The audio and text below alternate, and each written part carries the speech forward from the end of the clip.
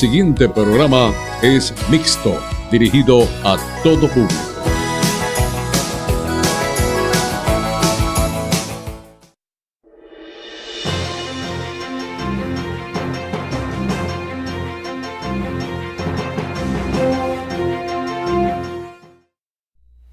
En el aire, viendo la nueva etapa del programa en directo por Telesol, La Imagen de Sucre. Bienvenidos, amigas y amigos de la ciudad primogénita del continente americano. Hoy quiero hacer omisión de las noticias, porque todos tenemos la posibilidad de informarnos por todos los medios de comunicación, virtuales y televisivos a los que podemos acceder hoy en Venezuela. ¿Y por qué lo quiero hacer así? Porque hoy tengo un programa del que no quiero perder un minuto por el invitado que tenemos hoy. Hoy me acompaña Falcón, y Falcón aceptó mi invitación precisamente para hablar sobre política, para hablar sobre las ofertas electorales, sobre la campaña electoral. Pero no es la idea realmente hacer campaña política, sino reflexionar un poco sobre el ingrediente que toda campaña política tiene en materia de ofertas electorales y lo que ocurre después que estamos en pleno ejercicio de gobierno con esas ofertas electorales y cómo a través del tiempo, de la historia, nosotros vemos que esas ofertas, por lo general, a pesar de lo magnificentes, a pesar de lo esperanzadoras que son, terminan prácticamente perdidas en el olvido y no realizadas en su mayoría de ellas. Es decir, fueron ofertas que en ofertas se quedaron. Me acompaña el licenciado Luis Falcón, sociólogo y educador, nacido y criado en San Tomé, estado Anzoátegui, un campo petrolero donde transcurrió su primera infancia y donde su madre era la jefa de enfermeras de ese campo petrolero y conoció pues el estilo de trabajo de un espacio donde vivían los obreros, los ingenieros y todos los que trabajaban en la producción petrolera en la época de su juventud, de su infancia. Luego estudió en el Liceo Militar Gran Mariscal de Ayacucho. Fue dirigente estudiantil universitario en la Universidad de Oriente, donde estudió precisamente sociología y se graduó de licenciado en educación. Locutor y animador cultural en los más diversos escenarios, teatros y actos públicos de la geografía nacional.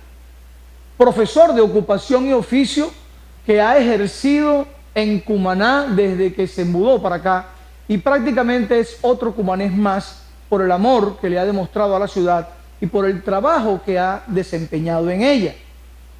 Enviado en el gobierno del profesor Eduardo Morales Gil a un curso internacional de ceremonial y protocolo realizado por la Organización de Estados Americanos en Caracas, lo hemos conocido prácticamente en todos los actos solemnes que ha realizado el gobierno regional, donde estuvo acompañando al gobernador Ramón Martínez durante 8 años como jefe de ceremonial y protocolo. Prácticamente organizó todos los actos de gobierno, fechas patrias, tomas de posesión y puestas de primeras piedras. Recuerdan que siempre cuando hay un proyecto, alguna oferta, el acto de colocación de la primera piedra es un acto donde se invita al pueblo, a todas las fuerzas vivas, para que vean pues que la oferta electoral está en vías de cumplirse. Por lo tanto, fue prácticamente testigo de excepción del cumplimiento o no de muchas de esas ofertas. Además, estuvo 21 años como maestro de ceremonia de la guarnición de Cumaná, es decir, conoce el mundo militar por dentro y por fuera.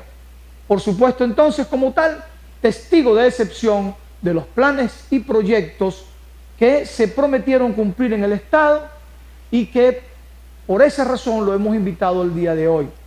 Pero también porque es un hombre independiente, es un profesional políticamente independiente y por eso, en virtud de que comienza esta campaña electoral, nosotros lo hemos invitado para que nos hable un poco sobre esta escalada esperanzadora que representa para el pueblo las promesas electorales y cuál es la realidad, al fin de cuentas, de todas ellas, tal y como la historia nos habla.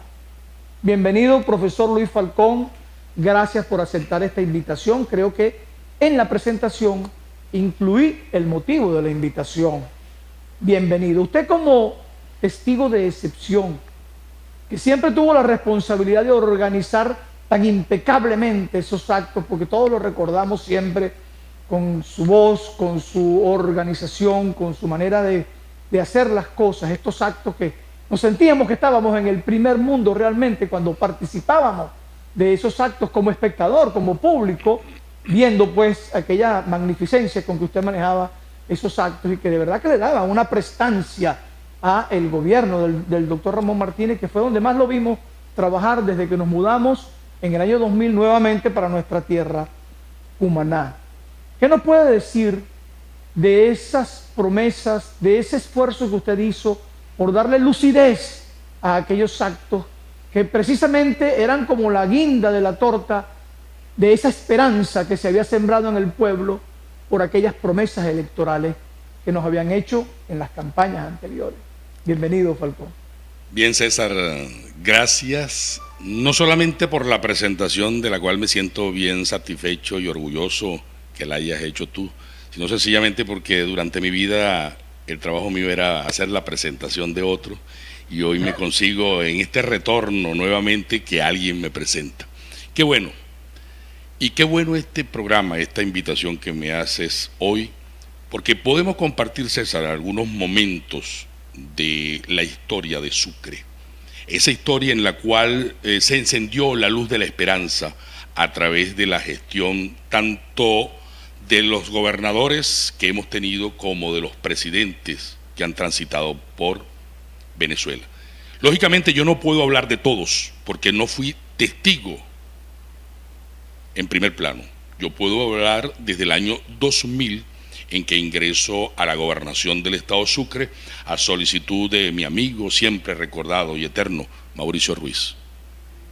Me solicitó que lo acompañara y, visto pues algunos credenciales que yo tenía en ceremonial y protocolo, lo hice de muy buen gusto y con el doctor Martínez compartí cantidades de experiencia. Comienzo por allí. ¿Por qué? Porque entro a la gobernación sin subordinación política.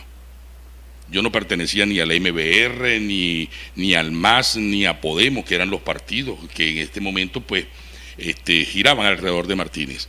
Y tampoco no estoy casado con ninguna ideología, lo que me da la libertad y la independencia para poder manifestar y dar mi opinión en cualquier escenario, pero en este escenario mucho más, porque este es un escenario que permite formar opiniones y tener un contexto de la realidad. En el año 2000, mi primer acto fue hacer un recorrido con el señor presidente de la República, Hugo Chávez Frías. Un recorrido por el oriente del país. El presidente estaba empeñado en hacer una cantidad de ofertas al oriente, y esas ofertas empezaban inclusive en el mismo estado Bolívar.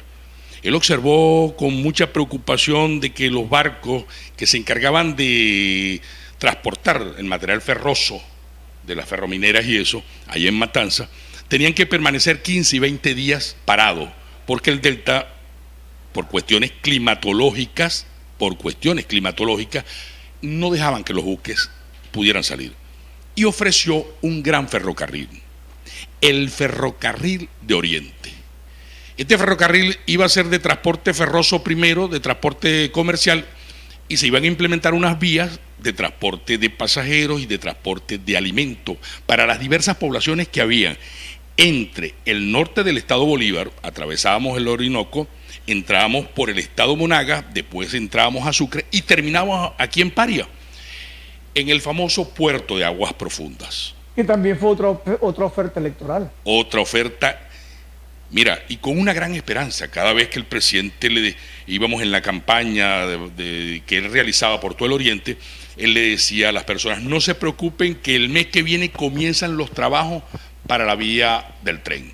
no se preocupen que dentro de un mes comenzamos con la actividad.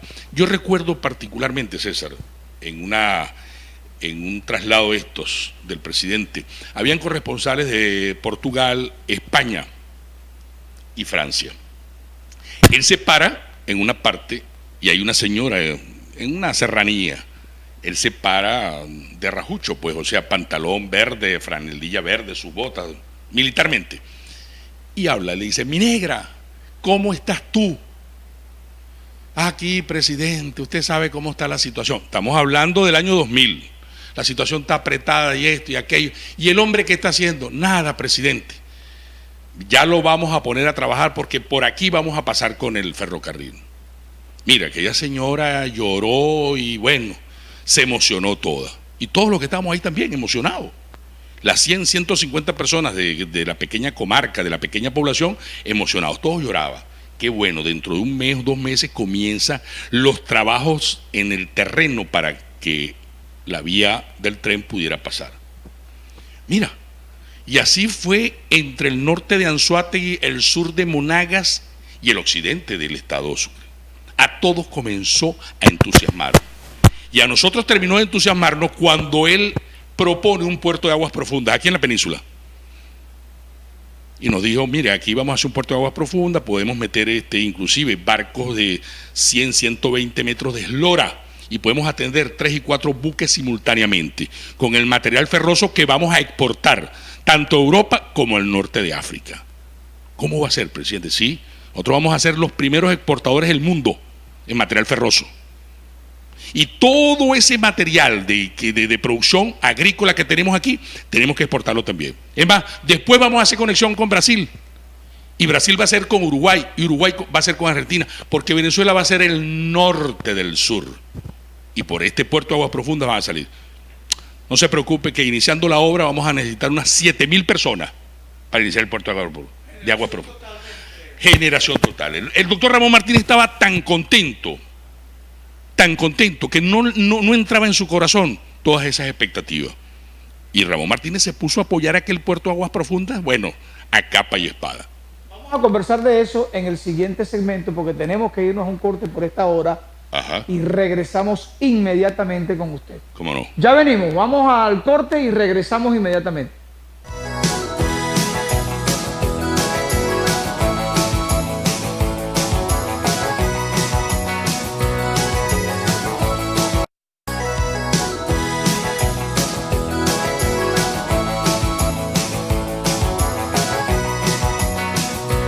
El Instituto Autónomo de Saneamiento Ambiental IANSA, su presidente Luis Caraballo y su personal hacen llegar las más sinceras felicitaciones a Telesol en su 29º aniversario.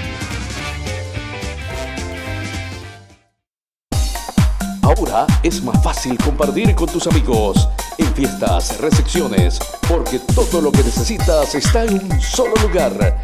Bodegón El Rey del Licor. No hay excusas. El Bodegón El Rey del Licor, solo para compartir. Avenida Miranda. Naviarca, prestigio sobre olas, felicita a Telesol, la televisión de Sucre, en su mes aniversario. Son 29 años difundiendo el desarrollo del Estado.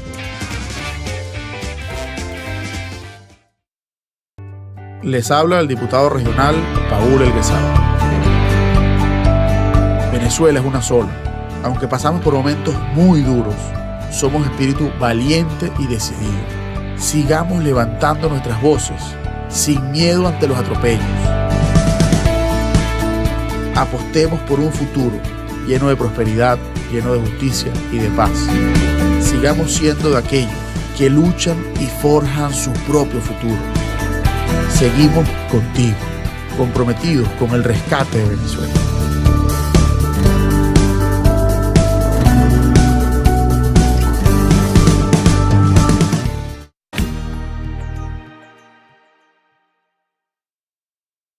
Farmacia San Rafael y el doctor Nelson Asa Ortiz felicita a Telesol en su 29º aniversario, deseándole toda la fuerza positiva para poder contar con ella como baluarte importante del desarrollo de la región. 29 años. Telesol comparte con su gente constancia, respeto, trabajo, dedicación. Son 29 años de lucha haciendo la televisión de ustedes. Telesol es patrimonio de Sucre. Nuestros logros se han realizado por el apoyo de ustedes. Y ahora vamos por más. Entretenimiento, participación, noticias. Telesol, 29 años. La Caja de Ahorro de Empleados del Ejecutivo del Estado Sucre, su presidente Rubén Díaz y todos sus miembros se sienten orgullosos de contar con la imagen de Sucre. ¡Feliz cumpleaños, Telesol! Ahora, todos los viernes a las 7:30 de la noche, la Defensoría del Pueblo en la calle. Una comunicación directa con la gente, con el doctor Florencio Contreras. Los viernes a las 7:30 por Telesol, la imagen de Sucre.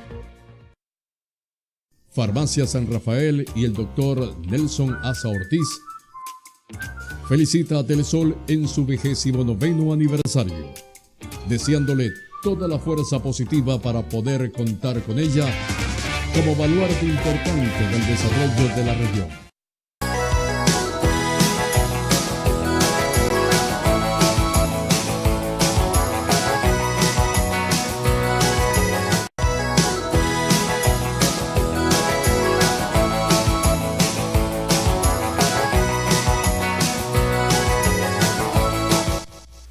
Regresamos en directo por Telesol, la imagen de Sucre. Estoy conversando con el profesor Luis Falcón.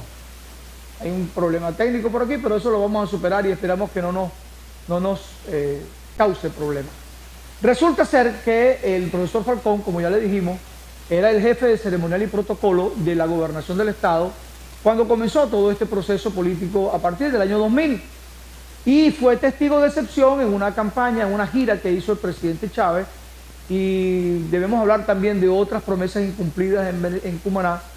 Pero en este caso en particular que él nos estaba contando sobre el ferrocarril prometido por el presidente Chávez desde Matanzas hasta lo que sería el puerto de aguas profundas acá en Cumaná. Recordamos que se contrataron técnicos, especialistas, vino gente de todas partes del mundo a medir la profundidad, pasándole por encima incluso a un trabajo ya hecho por el Instituto Oceanográfico de Venezuela que tenía que haber servido para eso sin preguntarle a más nadie, porque por lo demás ya existían esos estudios, pero el dineral que se gastó en esos estudios fue impresionante.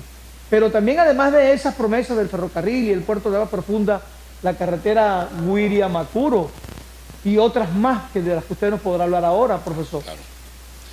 Fíjate, César, es increíble lo que pasó. Se hizo una campaña durante año y medio para el ferrocarril y el puerto de agua profunda. El 3 de febrero del 2001, en el marco de la celebración del natalicio de Antonio José de Sucre, se va a firmar el proyecto para que las evaluaciones diagnósticas puedan soportar los presupuestos que van a permitir hacer realidad tanto el ferrocarril como el puerto. ¿Cómo es correcto? Bueno, ¿qué pasó? Llegó el avión el 3 de febrero a las 9 de la mañana y no venía el presidente. Sencillo. Bajó del avión a Dina Bastida, vicepresidenta. ¿Ese día era qué se iba a hacer? 3 de febrero, celebrar un aniversario más del natalicio del Gran Mariscal. Ok, pero ese día se iba a firmar un acuerdo que permitiría realizar las evaluaciones diagnósticas ya con los procedimientos y la metodología necesaria y adecuada para que comenzara a solicitarse los créditos necesarios que podían hacer realidad tanto el ferrocarril como es decir, el puerto de aguas profundas. Pasando del dicho al hecho, supuestamente. Ese día íbamos de lo dicho durante año y medio al hecho. Ese 3 de febrero del 2001, baja del avión a Dina Bastida. Yo le digo a Mauricio... No vino el presidente, que era el que tenía que venir. Yo le digo a Mauricio, mire, no vino el presidente y todo esto no lo puede firmar la vicepresidente. Aquello en el aeropuerto, eso fue, bueno, desde el punto de vista ceremonial, no encontrábamos qué hacer. No se pudo firmar. Pero no le avisaron el día anterior que el presidente no venía. Es que, César, si hubiese esa posibilidad abierta de informarnos que no venía el presidente, cambiamos inclusive el ceremonial. El comandante del batallón estaba perdido, el director de la banda marcial estaba perdido y el maestro de ceremonia estaba más perdido todavía. Porque hay solemnidades que solo deben ser cumplidas ante el presidente de la República, no ante el vicepresidente. Claro, la ley orgánica te dice a ti que tú entonas el himno nacional. O sea, todo estaba preparado para recibir al presidente que venía a firmar el ejecútese ya, a dar inicio al proyecto. De ese proyecto y de esos acuerdos que eran necesarios y eran la antesala para comenzar a hacer los trabajos que permitirían, ¿verdad?, que tanto el ferrocarril como el puerto de Aguas Profundas fueran una realidad.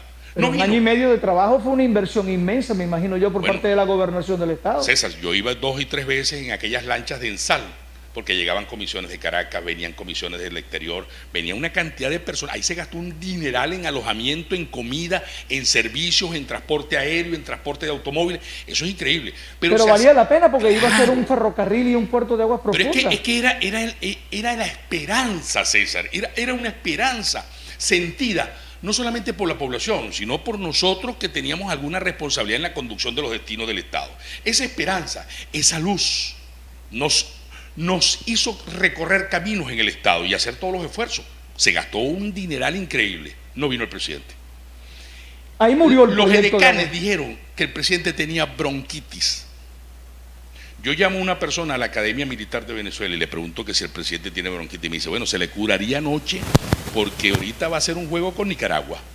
El mismo 3 de febrero, estando nosotros reunidos aquí para un desfile cívico-militar después de la Cruz, él estaba jugando softball en el estadio de ahí de la Academia y de lo que era la Escuela de Formación Oficiales. Ahí tenían a todo el segundo y tercer año de la Academia y de la Escuela de Formación Oficiales, lo que era la EFOFAC, como público para presenciar. Bueno, más nunca, César, oiga, más nunca se mencionó el puerto de Aguas Profundas, más nunca se habló del ferrocarril.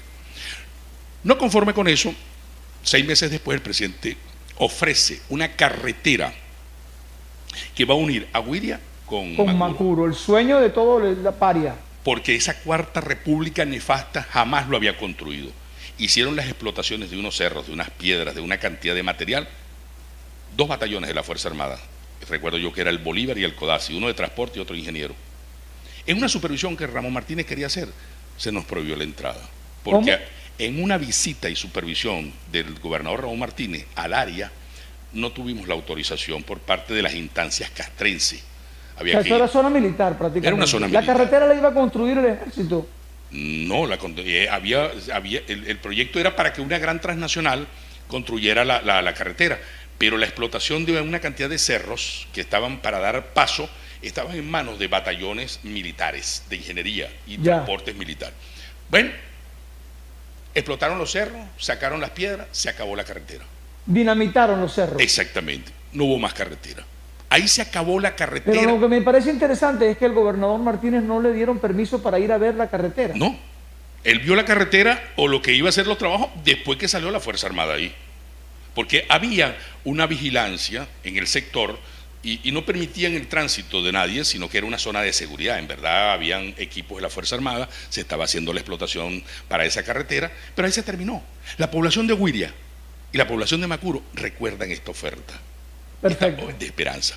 Pero no solamente eso llegó hasta allí, César, sino que, mira, no te voy a contar todo. En la ley de aviación civil que se promulgó aquí en el aeropuerto, el presidente nos dijo, mire señores, este aeropuerto hay que extenderlo 600 metros más allá y 200 metros más acá. Pero con la grandilocuencia con que él lo hacía, yo me acuerdo de eso. Por supuesto, y aquello, y convocado el más grande aeropuerto del mundo. Y convocado todo el Estado. Iban a aterrizar 2 747 al mismo tiempo. Era algo así, que la oferta era tremenda. Nosotros soñábamos. Yo soñé. Yo dije, aquello era otra pista lateral para lo que se llama el carretaje técnico, porque eran tantos aviones que iban a entrar y a salir. Mientras uno está entrando, el otro está haciendo el carretaje en la pista de manera de entrar. Se iba a traer el balizaje tecnológicamente más actualizado y moderno de Europa. Se iban a hacer unos hangares donde podíamos tener simultáneamente 2 y 3 aviones instalados adentro de los hangares. Pero usted fue testigo de esa oferta directamente. César, mira, cuando yo comparto tenía que estar a juro, porque usted era el que iba a preparar todo. Es que yo era el maestro de ceremonia. Y yo tenía que estar ahí escuchando. Tenía que saber todo lo que se iba a hacer. El mensaje es que estas son palabras del presidente. Y ahí está la ley de aviación civil que se promulgó aquí. Y ahí están grabadas las ofertas electorales. Pero también se ofreció que el aeropuerto de Güiria iba a ser modernizado para comunicarnos con África y con el resto de Europa, Mira, porque era más cerca de aterrizar en Huira que aterrizar ese en aeropuerto Caracas. comercial de Huiria, que hoy en día si tú lo ves, inclusive tiene ganado dentro de la misma pista, de lo que queda de pista, donde a duras penas pueden aterrizar avionetas. Mauricio y yo nos fuimos 3 días antes, César. Fue la primera vez que yo vi 32 generales juntos. Nunca había visto generales juntos, ni siquiera como maestro de ceremonia de la guarnición, ni en mi vida relacionada con el ambiente militar, en el Camastrón. Y ahí se iba a hacer la implementación de una gran pista con un asfalto especial para soportar el impacto de las grandes naves que transportaban material. Bueno, esa oferta se le hizo a toda la población de Huiria. Mira, y ahí eso era una alegría Bueno, ahí indescriptible. se puso a valer cada metro de terreno 1000 veces más de lo que valía. Bueno, eso es igualito que con el Sigma, con la burbuja de gas. Con la burbuja del gas. Tenemos años escuchando el Sigma y no hemos visto ni siquiera la primera burbuja. Y vemos en qué condiciones está PDVSA, no vamos a entrar. Pero ¿qué duele, César? ¿Qué duele?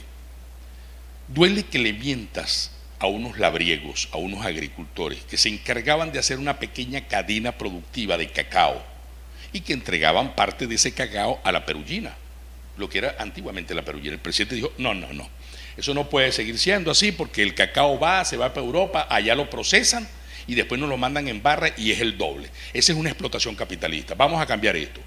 Vamos a hacer... Pero Perullina producía el chocolate aquí y lo exportaba para el exterior. La idea era estatizar a Perullina, pasarlo a manos del quitarle gobierno. Perullina a los Quitar a dueños. Perullina. Ahí está, se cerró Perullina. De hecho, yo fui testigo de la fundación de esa empresa aquí en Cumaná, la Perullina. Habían aproximadamente ahí adentro casi 900 empleados. Ahorita no llegan ni siquiera a 9 cuidando las instalaciones de lo que queda. Pero el problema fue que se desestimuló, ¿verdad?, a nuestro campesinado que producía Y una cacao. empresa que compraba cacao. Claro, y que no solamente tenía como un insumo que era un oro. O sea, el sufrieron cacao los era oro. campesinos directamente, pero es que lo que está contando tiene una consecuencia directa al productor mismo, al campesino productor de cacao en el estado Sucre, Bueno. del mejor cacao del mundo. Y César, en un acto en el Centro Árabe Sirio, se le entregaron a los productores de cacao 4.000 millones de bolívares.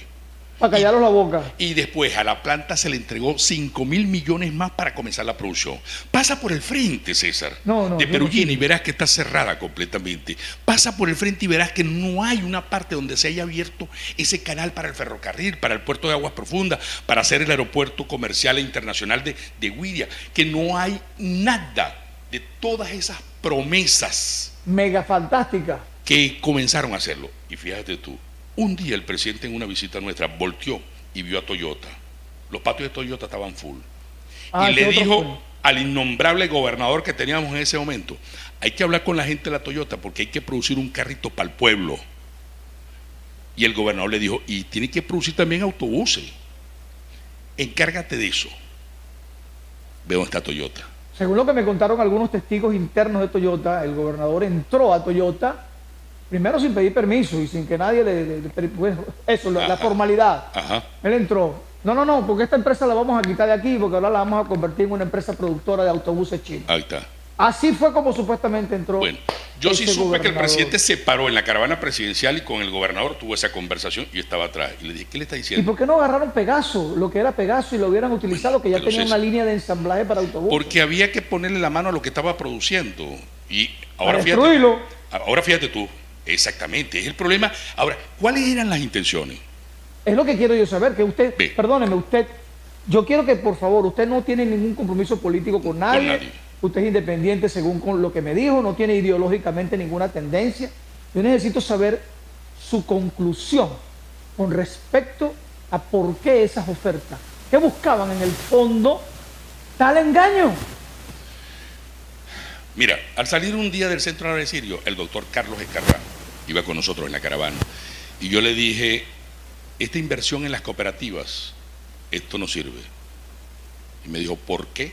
Pero usted Si lo este- dijo como sociólogo que es, como Claro, como conocedor. sociólogo, porque es que se piensa a veces que el maestro de ceremonia lo único que sabe es hablar por micrófono. No, el maestro de ceremonia debe tener una preparación. Yo te digo, yo hice mi preparación y traté de cultivarme dentro de este campo para hacer de los actos lo más solemne posible y transmitir con cada acto las metas, lo que se proponía. Pues cada acto lleva implícito lo que llamamos las metas teleológicas. Es un educador, tiene que hacer Exacto. comentarios. Entonces le digo yo al doctor Escarrá, Carlos, no Hernán Escarrá, Carlos Escarrá, que era era constituyentista, y digo, estas cooperativas no van para ningún lado, amigo. Esa es la punta de lanza en este momento, las cooperativas en Venezuela, para mantener vibrando al país en cuanto al proyecto político del presidente.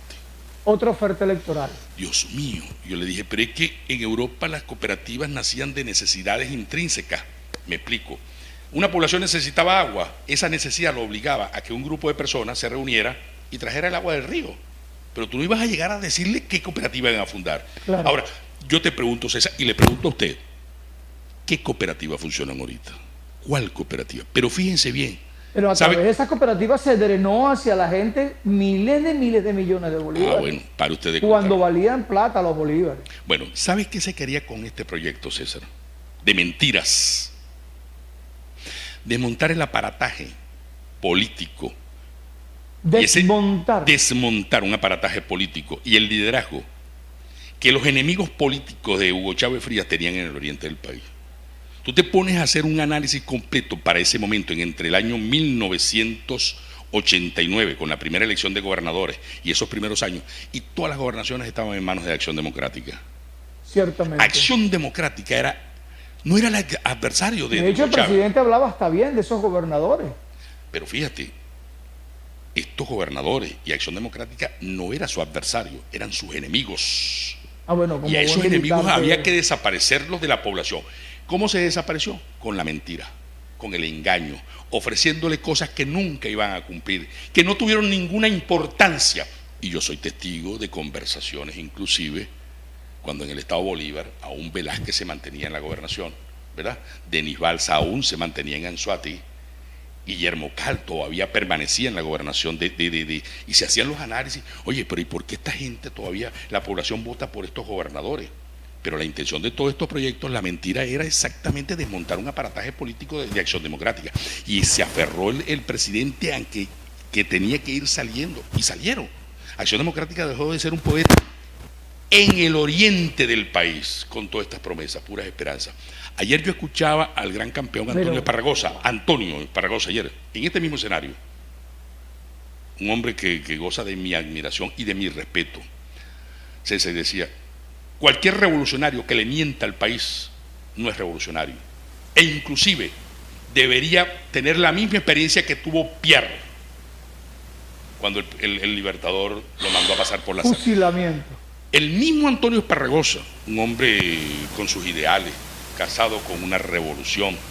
Bueno, Antonio, no hay más nada que decir.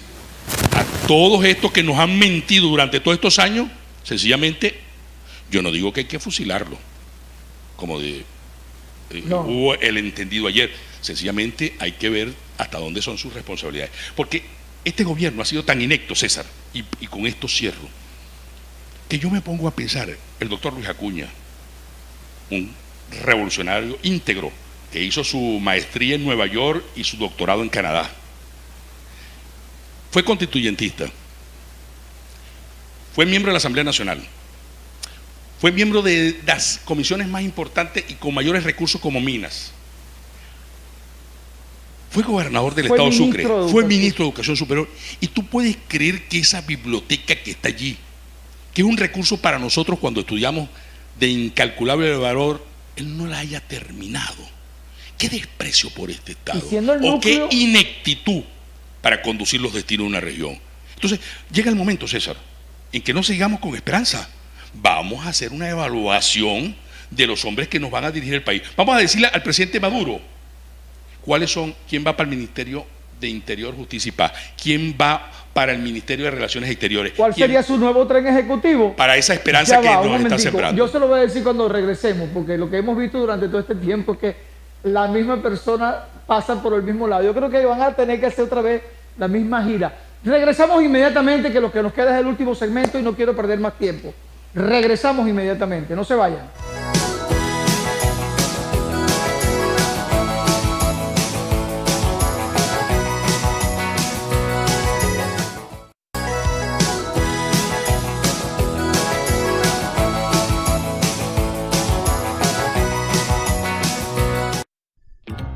...29 años... Telesol comparte con su gente... ...constancia... respeto,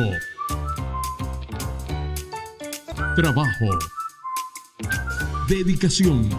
Son 29 años de lucha haciendo la televisión de ustedes. Telesol es patrimonio de Sucre. Nuestros logros se han realizado por el apoyo de ustedes. Y ahora vamos por más. Entretenimiento, participación, noticias. Telesol, 29 años. Farmacia San Rafael y el doctor Nelson Asa Ortiz felicita a Telesol en su 29º aniversario, deseándole toda la fuerza positiva para poder contar con ella como baluarte importante del desarrollo de la región. Electroplaza, tecnología, equipos de computación y una amplia gama de accesorios para sus celulares. Y ahora en su nuevo local, Hipergalería, primer piso, diagonal al mundo del libro. Electroplaza, una tienda especializada al servicio de usted. Naviarca, prestigio sobre olas, felicita a Telesol, la televisión de Sucre, en su mes aniversario. Son 29 años difundiendo el desarrollo del Estado. Ahora, todos los viernes a las 7:30 de la noche, la Defensoría del Pueblo en la calle. Una comunicación directa con la gente. Con el doctor Florencio Contreras. Los viernes a las 7:30 por Telesol, la imagen de Sucre. El Instituto Autónomo de Saneamiento Ambiental y ANSA, su presidente Luis Caraballo y su personal hacen llegar las más sinceras felicitaciones a Telesol en su 29º aniversario. Entre tarde y noche, entérese de los hechos más resaltantes en De Noticias, el programa de mayor participación de la gente. De Noticias, de lunes a viernes, desde las 5 de la tarde, por Telesol, la imagen de Sucre. La Caja de Ahorro de Empleados del Ejecutivo del Estado Sucre, su presidente Rubén Díaz y todos sus miembros se sienten orgullosos de contar con la imagen de Sucre. ¡Feliz cumpleaños, Telesol!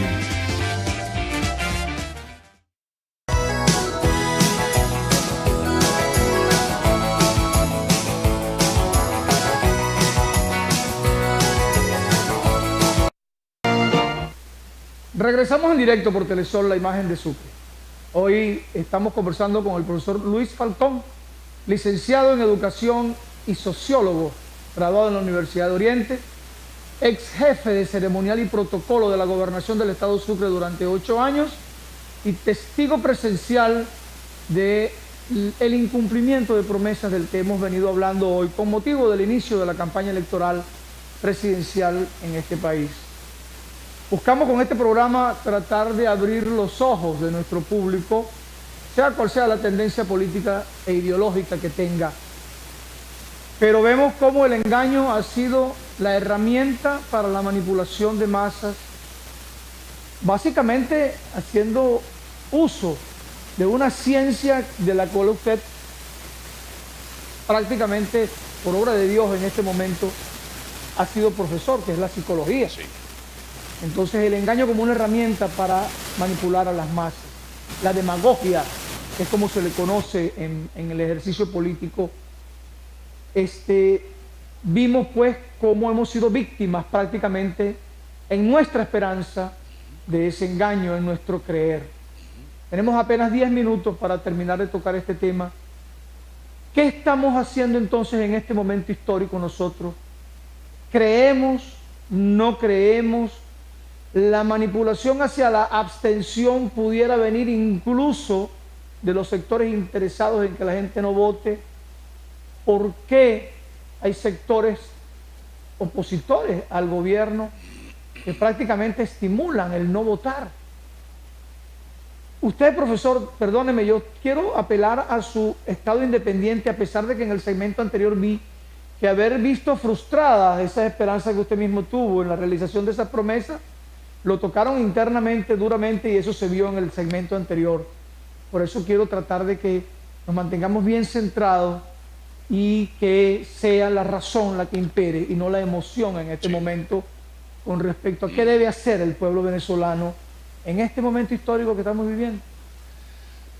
Sí, César, mira, Martin Luther King decía, lo que preocupa no es la actuación de los malos, sino la indiferencia de los buenos. Esa indiferencia nos puede conducir a nosotros a caminos muy oscuros, borrascosos y escabrosos. ¿Qué debemos hacer? ¿Cuál es el planteamiento?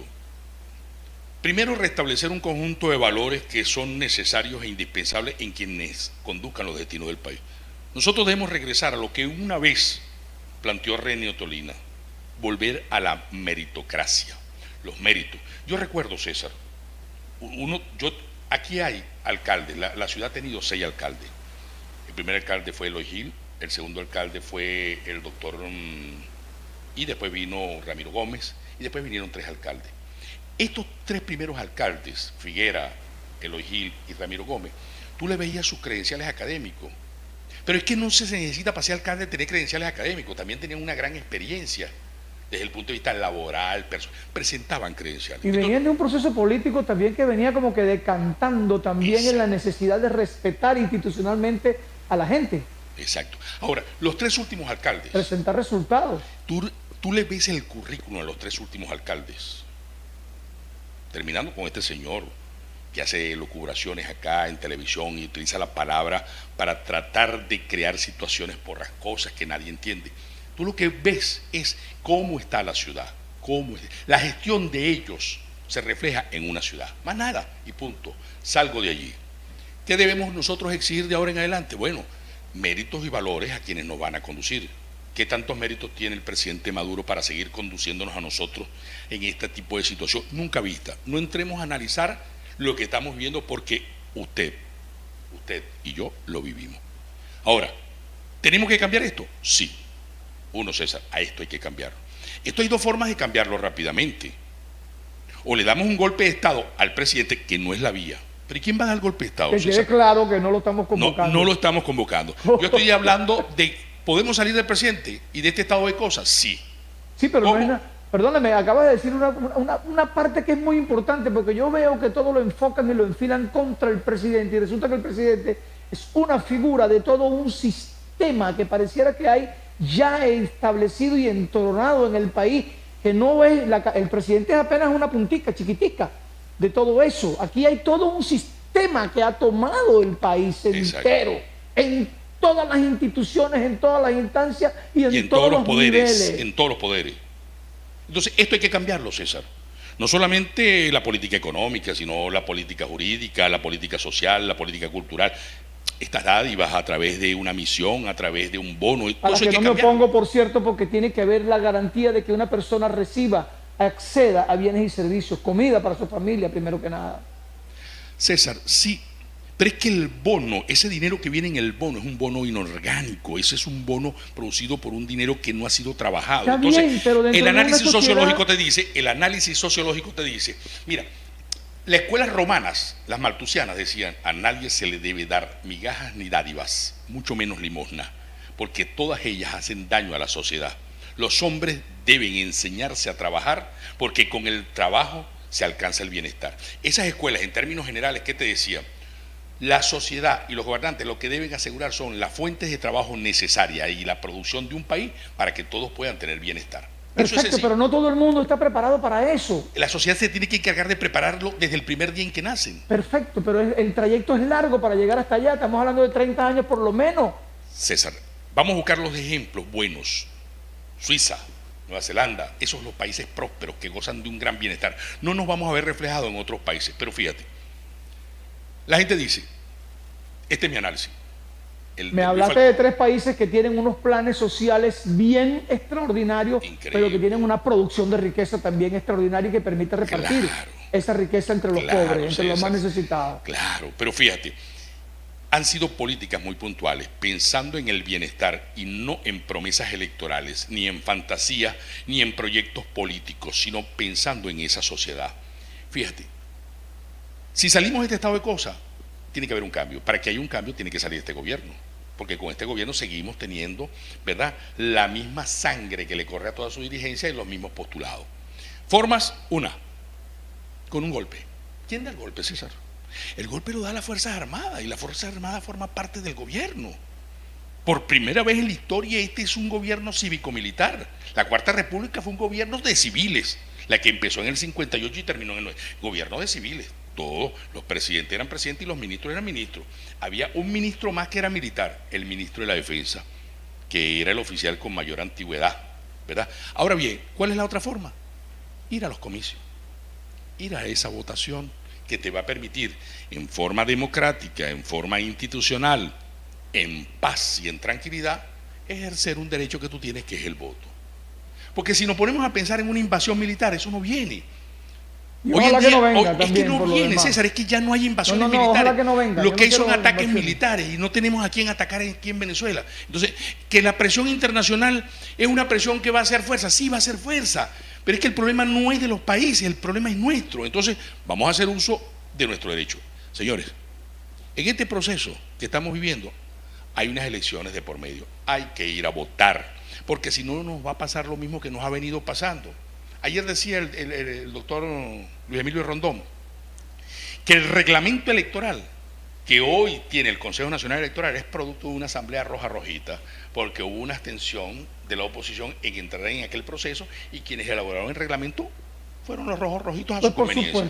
Entonces, si vamos a seguir abriendo el espacio, porque con un solo voto que se saque en oposición se valida, entonces vamos a salir a votar y vamos a escoger el candidato. ¿Cuál es el candidato? El que usted crea, el que usted analice. A mí me preguntaron, Falcón, ¿y por quién vas a votar? Yo le digo, voy a votar por Falcón. Me dijo, bueno, sí, ¿y por qué? ¿Porque es familia tuya? No, jamás. Henry Falcón no es familia mía, César. Pero ¿por qué por Falcón? En un análisis cortico. Uno. Sí, lo que no queríamos era tratar de hacer ningún tipo de campaña política. Ahora... Pero yo voy a votar. Se aventuró a postularse en contra de la Mesa de la Unidad. Vamos, 1.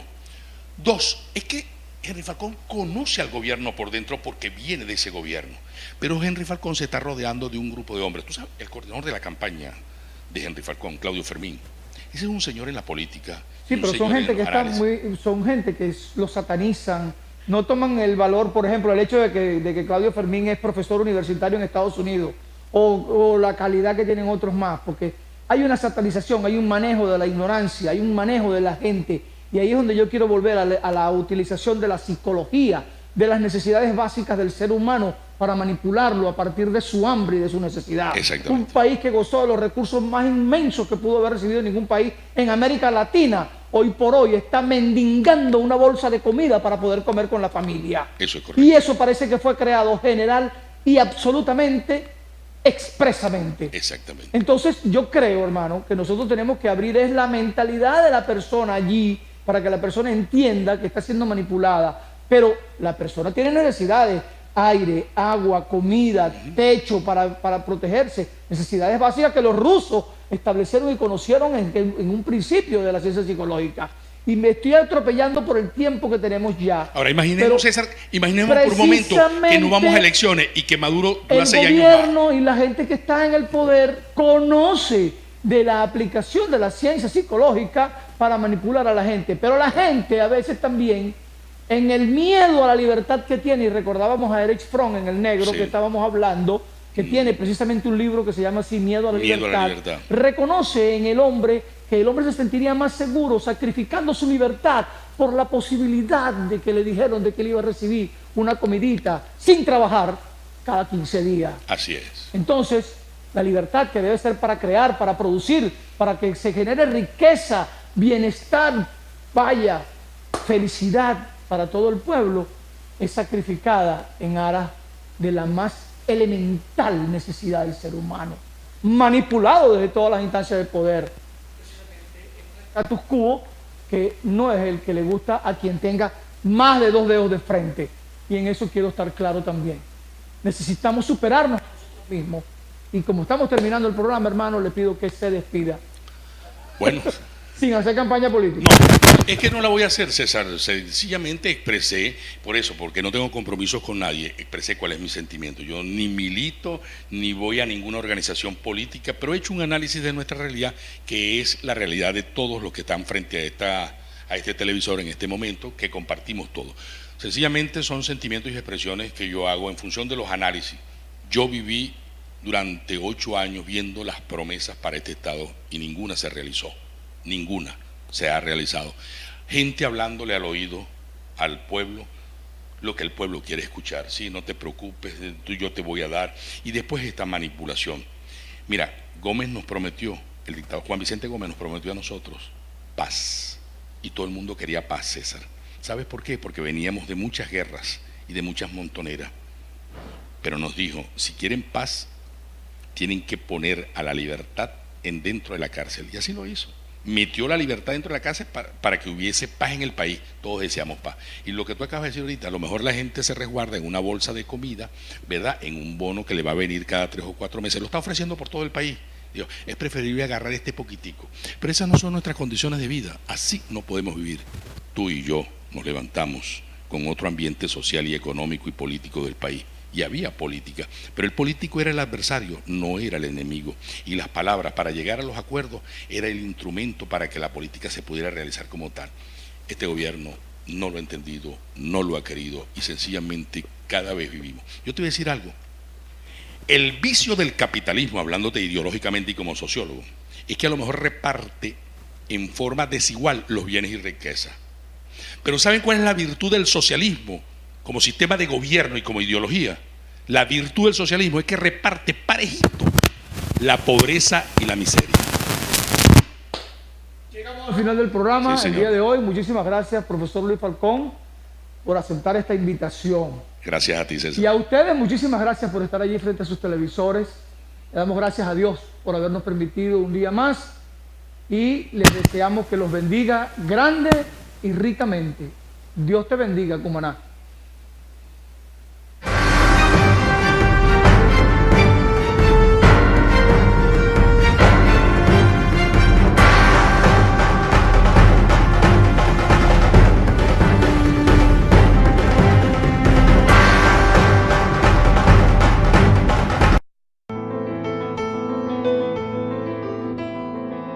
En la vida de cada hombre hay momentos de plena lucidez. Marcos López Incerri.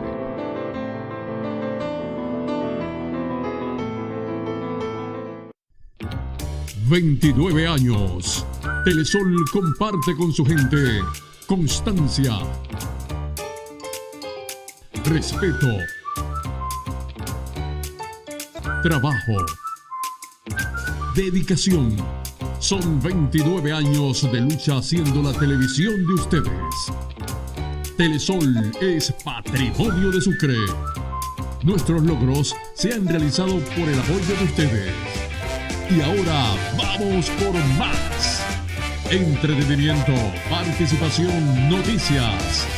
Telesol, 29 años. Electroplaza, tecnología, equipos de computación y una amplia gama de accesorios para sus celulares. Y ahora en su nuevo local, Hipergalería, primer piso, diagonal al mundo del libro. Electroplaza, una tienda especializada al servicio de usted. Naviarca, prestigio sobre olas, felicita a Telesol, la televisión de Sucre, en su mes aniversario. Son 29 años difundiendo el desarrollo del Estado. Ahora, todos los viernes a las 7:30 de la noche, la Defensoría del Pueblo en la calle. Una comunicación directa con la gente. Con el doctor Florencio Contreras. Los viernes a las 7:30 por Telesol, la imagen de Sucre.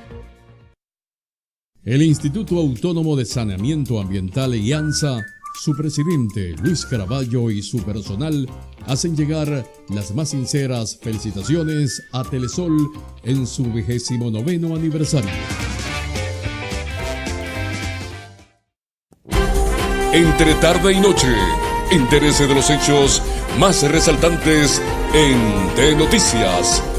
el programa de mayor participación de la gente.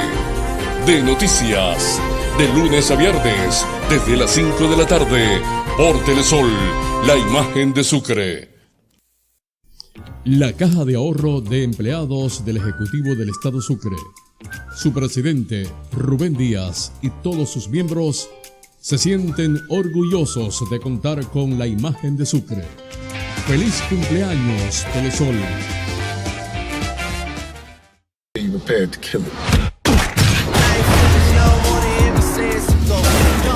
I've been working on the couple for 2 years. He knows the players. He knows their methods. I will pay every cop on our payroll to see Vincent Downs dead. I got enemies. I got enemies. Got a lot of enemies. Got a lot of people trying to drain me of my energy. You touch my son, I'll kill you.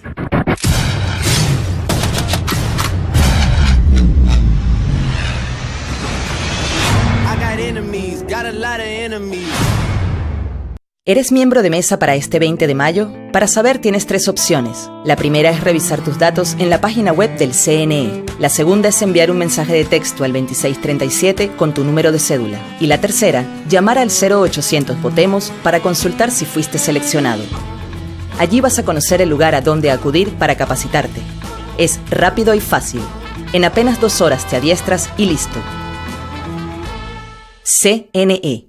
Vota Venezuela.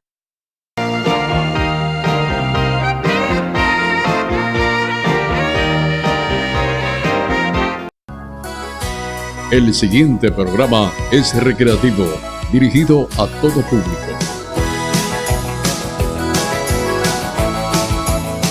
Telesol no se hace responsable por los conceptos y comentarios emitidos por los entrevistados ni los conductores de este programa.